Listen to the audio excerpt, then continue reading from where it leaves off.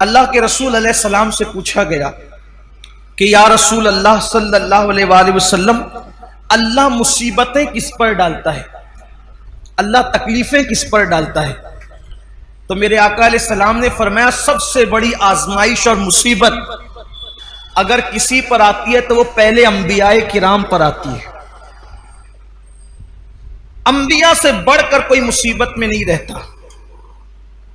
हम लोग किसी पर मुसीबत देखते हैं तो बोलते ओ ये तो इसको किए कि सजा मिल रही।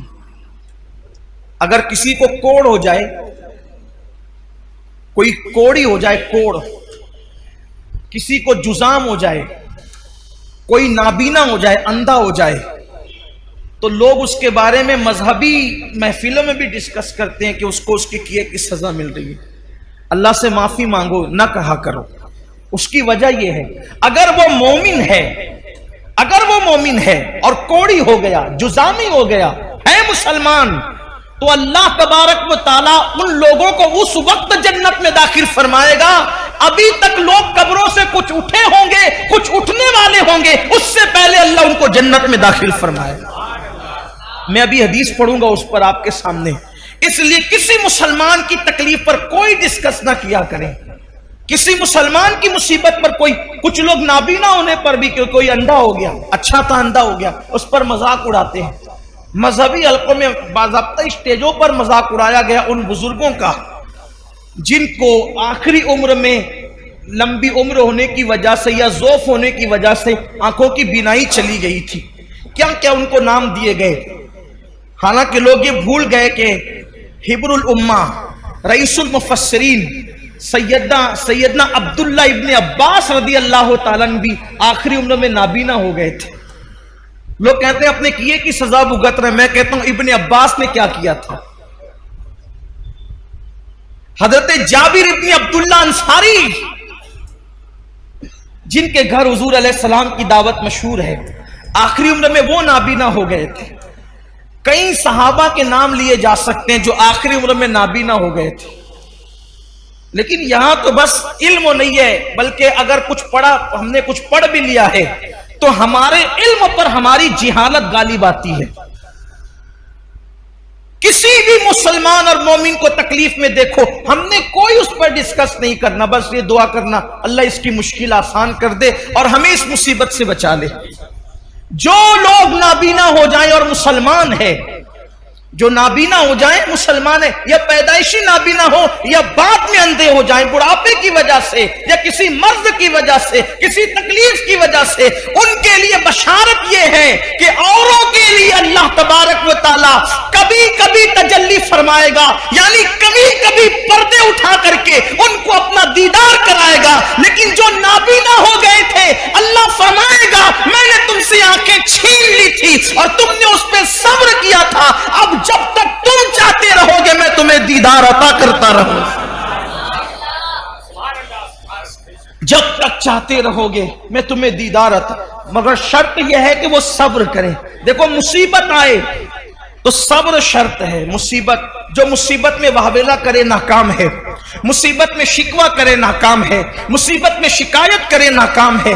लेकिन जो सब्र करे, सब्र असल चीज है। सब्र, सारे इनामात उस वक्त मिलेंगे जब वो सब्र करे।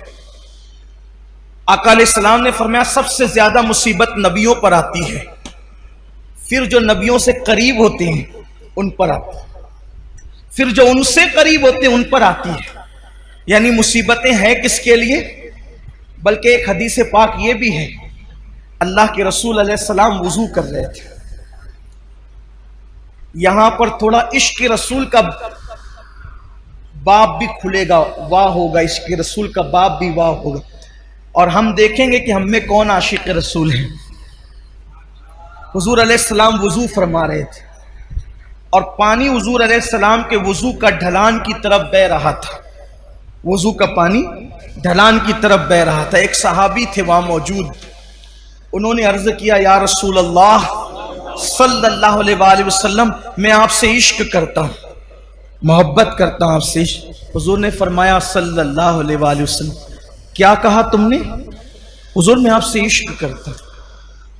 करीम आका जिसके कान लाले करामत है, दूर और नजदीक के सुनने वाले वो कान, कान लाले करामत पे लाखों सलाम। हुजूर अलैहिस्सलाम ने तीसरी बार पूछा, क्या कहा तुमने? हुजूर मैं आपसे इश्क करता हूं। आका फरमाते हैं, तो अगर तू वाकई मुझसे इश्क करता है तो मुसीबत और आजमाइशों के लिए तैयार हो जा, क्योंकि जो हमसे इश्क करता है अल्लाह उस पर मुसीबतों के दरवाजे खोल देता है, अल्लाह उस पर तकलीफों के दरवाजे खोल देता है। हमसे मोहब्बत करने वालों पर आजमाइश और मुसीबतों के दरवाजे इतनी तेजी से खुलते हैं और मुसीबतें उसके पास इतनी तेजी से भाग भाग कर आती है, जैसे ये वुजू का पानी तेजी से ढलान की तरफ गिर रहा है, वैसे मुसीबतें तेजी से उसके पास आती है। अब आप मुझे बताएं, जब हम आशिक ही बने हैं, जब हमने इश्क का दावा ही किया है, तो फिर हम मुसीबतों से घबराते क्यों हैं? हम बलाओं से घबराते क्यों हैं? इसलिए कि मुसीबतें तो आशिकों के लिए है, मुसीबतें तो महबूब से मोहब्बत करने वालों के लिए। आप देखें, जिसको हम मुश्किल कुशा कहते हैं, पूरी जिंदगी मुश्किल में गुजरी, जिसको इब्ने मुश्किल कुशा कहते हैं, ए दिल बगीर दामने सुल्तान औलिया यानी हुसैन इब्ने अली जाने औलिया, फिर उनकी मुसीबतें देख ले, फिर सैयदा ज़ैनब पाक की मुसीबतें देख ले, फिर जनाब गाजी अब्बास की मुसीबतें देख ले, फिर इसी तरीके से औना मोहम्मद की मुसीबतें देख ले, फिर सैयदा सुकैना की मुसीबतें देख ले, इसी तरीके से जो है अल्लाह अकबर सैयदा बीबी पाक सैयदा फातिमा ज़हरा की, उनकी खुद की मुसीबतें देख ले। हमारे बुजुर्गों ने फरमाया, 40 रातें किसी पर ऐसे गुजर जाए, 40 रातें किसी पर ऐसे गुजर जाए कि उस पर कोई मुसीबत ना आए, वो अपने ईमान की खैर मनाए,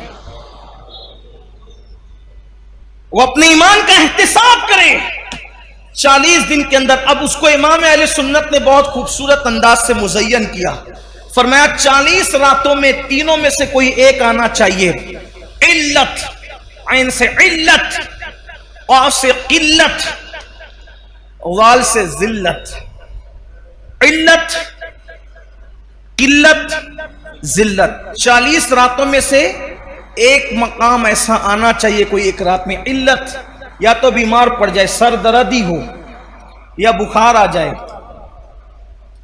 कोई बीमारी हो, पैर ही दुखे, कांटा ही चुभे, कोई ना कोई बीमारी आ जाए। अगर बीमारी ना आए, किल्लत, पैसे खत्म हो जाए। 40 रातों में कभी कोई डब्बा भी बच जाए कि हम भी खाली हो गए, तो मुश्किल भी आए कि यार कुछ लाना भी है, जेब भी खाली है। जिल्लत, कोई जलील करे। देखो, अब यहां अपने ज़ौक़ के मुताबिक बात करना चाहता हूं। कोई आशिक हो और जलील ना हो, मुझे उसके इश्क में शक है। क्यों? इसलिए कि दीवाना ही तो जलील होता है, दीवाना ही जलील होता है, फरजाने थोड़ी जलील होते हैं। फरजाना तो कपड़े संभाल के चलता है, उसकी इस्तरी फरजाने की समझाने के लिए कह रहा हूं, उसकी इतनी टाइट रहती इस्तरी कि वो जो स्त्री ने इस्तरी की है तो उसके फन को भी लोग हैरत से देखते हैं। वो बैठता इतने अदब के साथ है कि उसकी अदाएं काबिले तारीफ होती है। फरजाना खाता इतने नजाकत के साथ है कि उसका खाने पर भी डिस्कस होती है कि क्या अदब का अंदाज है। लेकिन जलील किसने होना है? दीवाने ने।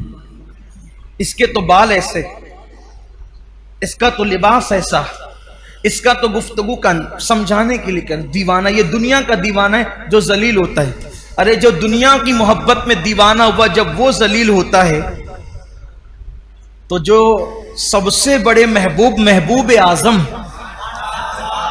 महबूब रब्बे अकबर, सारे अंबिया के खुदाओं का, सारे अंबिया का खुदा, माफ कीजिए खुदाओं, सारे अंबियाओं का खुदा, सारे नबियों का खुदा, सारे रसूलों का खुदा जिससे प्यार करे वो मोहम्मदुर रसूलुल्लाह। अब कोई उनसे प्यार करे, कोई उनसे इश्क करे, तो फिर आप मुझे बताएं, वो जलील ना हो, वो रुस्वा ना हो, तो फिर वो आशिक कैसा, फिर वो मुहिब कैसा? उसे तो जलील होना ही है। तो इल्लत, बीमार पड़ना 40 रातों में, किल्लत, पैसे की कोई तंगी आ जाए, जिल्लत, तीनों में से कोई एक चीज आ जाए, और अगर तीनों आ जाए तो सोने पर सुहागा है। मैं यहां पहुंचकर तो यह जरूर कहता हूं कि 40 रातें नहीं, बल्कि शुक्र के तौर पे कहता हूं कि 10 से 11वीं रात नहीं आती, 2 चीजों से तो साबका पड़ता ही रहता है।